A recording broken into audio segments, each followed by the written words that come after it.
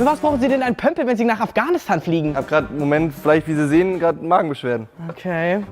Also, das kann ich ja schon eher nachvollziehen. War ein Geschenk von meiner Schwiegereltern. Sehr schön, sehr schön. Jetzt nicht mehr lachen, also nicht mehr lachen, aber jetzt nicht mehr lachen. Okay. Also, es wird ja immer absurd. Was bringen Sie denn mit? Eine Dyson? Das geht Sie gar nichts an. Ich verstehe gar nicht. Sie haben doch nicht mehr alle Latten am Zaun. Einen Koffer in einem Koffer. Ihr Ernst? Das ist gut, Digga. Sehe ich da gerade richtig? Sie haben einen Parmesanlager. Für was haben Sie denn einen Parmesanlager? Scusi, das ist mein Parmesan.